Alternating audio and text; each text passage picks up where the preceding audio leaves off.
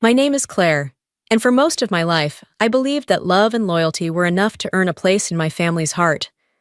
I thought that if I just kept helping, kept giving, kept showing up, they would finally see me.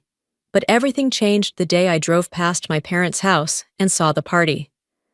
There were balloons floating in the spring breeze, cars lining the street, and a giant banner stretched across the front yard that read, "Congratulations, Ethan, our pride and joy."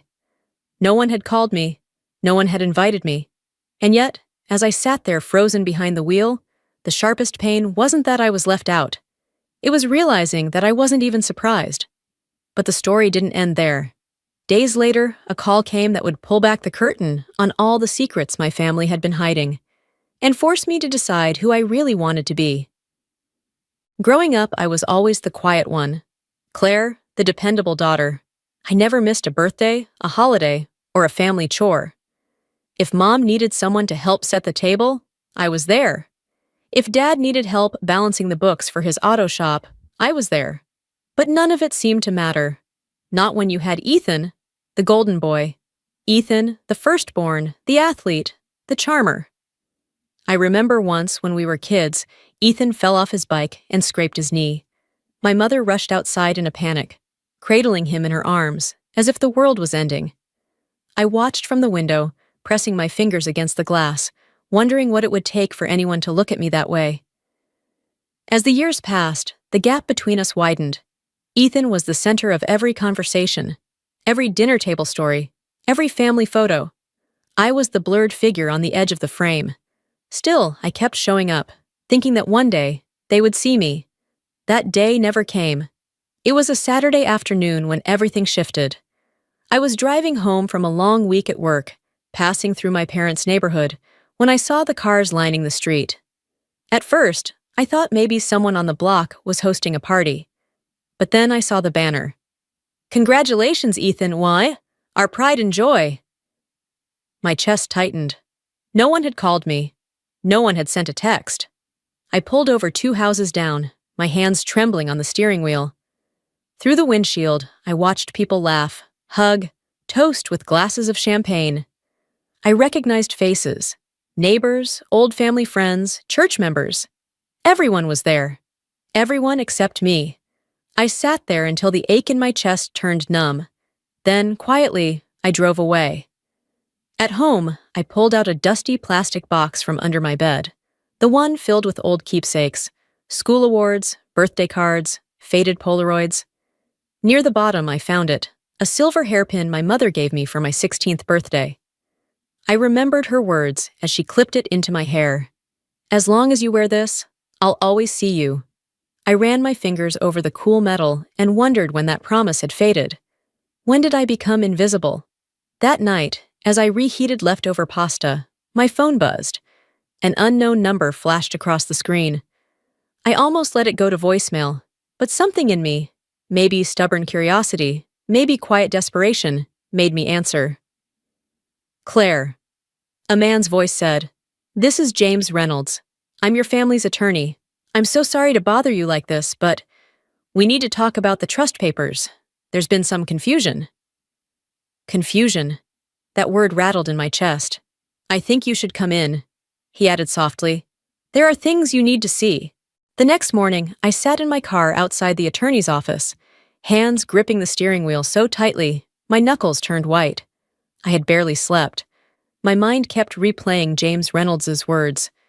"There are things you need to see." What did that mean? And why now? Inside, the office smelled of old wood and fresh coffee. James Reynolds was a kind-looking man in his 60s, his gray hair neatly combed back, his glasses perched on the tip of his nose. He greeted me with a firm handshake and led me to a small conference room. "I'm glad you came, Claire," he said gently as he laid a thick folder on the table. "Your parents updated their estate plans recently. Everything was transferred to Ethan. The house, the shop, the savings, the investments." I swallowed hard. "I know," I whispered, my voice raw. "It's always been that way." But then James's expression shifted. "That's the thing," he said quietly. "It wasn't always that way." He pulled out another folder, thinner but marked with the familiar handwriting of my father. "This is the original trust," he explained, "signed years ago. You and Ethan were equal beneficiaries. 50-50. My head snapped up. "What?" "It seems," James continued, "that somewhere along the way, things were changed, but not cleanly. I have records of certified mail sent to you months ago, which were signed for, but not by you." My heart pounded in my ears. Back in my car, I called the post office. The clerk sounded apologetic, but confirmed it. A change of address form had been submitted, removing my name from our family mail. The signature on the form? Ethan's. That night, as the sky turned from gold to deep blue, I pulled out old files I had tucked away in my apartment. Bills I had helped pay, the mortgage, repairs on the shop, property taxes during a rough year. I had done it all without question because family meant sacrifice. But looking at those papers now, all I felt was a bitter ache in my chest. The next day, I went back to James Reynolds. "I need everything," I told him. "Every document, every signature, every file." He nodded. "Are you sure you're ready, Claire? This won't be easy." I took a deep breath. I've spent my whole life pretending not to see. I think it's time I opened my eyes. We combed through property records, tax filings, bank statements. That's when we found it. A quitclaim deed transferring the family home to Ethan. The signature on the document was supposed to be my father's. But as soon as I saw it, my stomach dropped. The loops were wrong. The slant was off. And the notary stamp? It belonged to one of Ethan's old friends from college. It wasn't just favoritism, it was fraud. For the first time in my life, I wasn't just the quiet daughter or the overlooked sister. I was the woman holding the match, staring at the pile of lies my family had built, and I was ready to set it alight. The invitation came on a quiet Sunday morning, in the form of a text message from my mother. "Family dinner tonight. Would love to see you there." No explanation, no apology, just a casual line, as if the past few months hadn't happened. I stood in front of my closet for a long time that evening, my hands hovering over dresses, blouses, jackets. In the end, I chose something simple. Black slacks, a navy blouse, no jewelry. I wasn't going to perform for them. I wasn't there to play the dutiful daughter. I was walking into that house as myself. No more, no less. The house was already filled with laughter when I arrived. I could hear Ethan's booming voice from the driveway, the clink of glasses, the hum of conversation. As I stepped through the front door, my mother's arms flew open. "Claire!" "Oh, sweetheart, it's been too long." For a moment, I just looked at her. The carefully styled hair, the bright coral lipstick, the perfume that hung in the air like a memory. "Hi, Mom," I said softly. Ethan swaggered over, grinning. "Look who finally decided to show up." I gave him a polite smile and handed him a bottle of wine. Nothing expensive, nothing meaningful, just enough to check the box. Dinner passed in a blur of small talk. My parents cooed over Ethan's new business plans, his charity work, his weekend in Aspen. I sat quietly, eating small bites, letting their voices wash over me like background noise. But when dessert was cleared and the plates were stacked away, I pushed my chair back and stood. "There's something we need to discuss," I said calmly, pulling the manila folder from my bag and setting it on the table. Ethan laughed. "What is this, Claire? A presentation?" I met his eyes, steady and unflinching. "No," I said softly. "It's the truth." One by one, I laid the documents out. The original trust, the fraudulent deed, the notary record. My parents' faces paled. My mother's hand flew to her mouth. My father leaned back in his chair, eyes wide. Ethan's smirk faltered, his jaw tightening. "You were never meant to have this," Ethan snapped, his voice sharp. "You were always the soft one, the one who'd walk away." I felt something inside me, something quiet, something steady, click into place. "You're right," I said. "I was the soft one. But softness isn't weakness, Ethan. It's strength that doesn't need to crush to be seen." For the first time in years, the room was silent. No one moved, no one laughed. My mother opened her mouth, but no words came. Aunt Vivian, who had been sitting quietly in the corner, cleared her throat. "Claire," she said gently, "do what you need to do, but don't let this make you bitter. You've always been better than that." I nodded, my throat tight. "I know." That night, as I drove home, the documents sat in the passenger seat beside me, a quiet wait. The battle wasn't over. Not yet. But for the first time, I felt something I hadn't felt in years. The ground steady beneath my feet. The courthouse was quiet when I arrived, the air heavy with anticipation. I stood outside for a moment, watching the sunlight bounce off the glass doors, feeling the weight of the black folder tucked under my arm. This wasn't just about money or property anymore. This was about truth, and finally being seen. Inside, the courtroom was smaller than I expected, almost intimate. My parents sat together, hands clasped tightly, eyes fixed on the floor.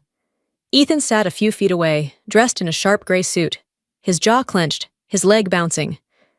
Across from them, I took my seat beside James Reynolds, my attorney, who gave me a small, reassuring nod. The judge entered, and the room rose to its feet. As we settled, James stood and began his opening remarks, laying out the facts with calm precision. He spoke of the original trust, the fraudulent transfers, the false signatures. He presented the notary records, the bank statements, the correspondence Ethan had intercepted. Then came the recordings, quiet, damning moments captured from Ethan's own careless conversations.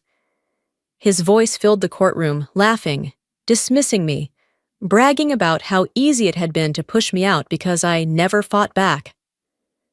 As the words echoed through the room, I watched my mother's face crumple, watched my father press a shaking hand to his mouth.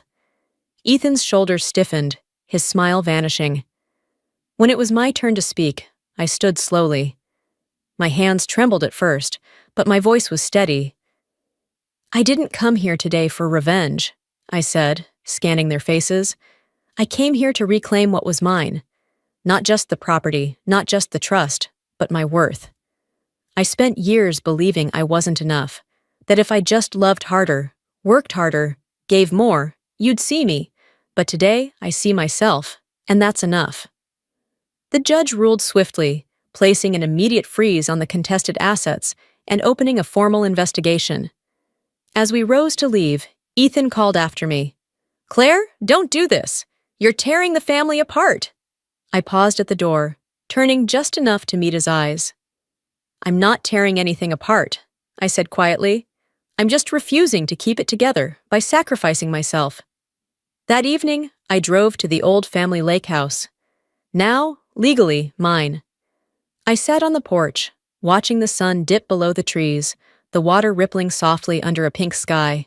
From my bag, I pulled out something small.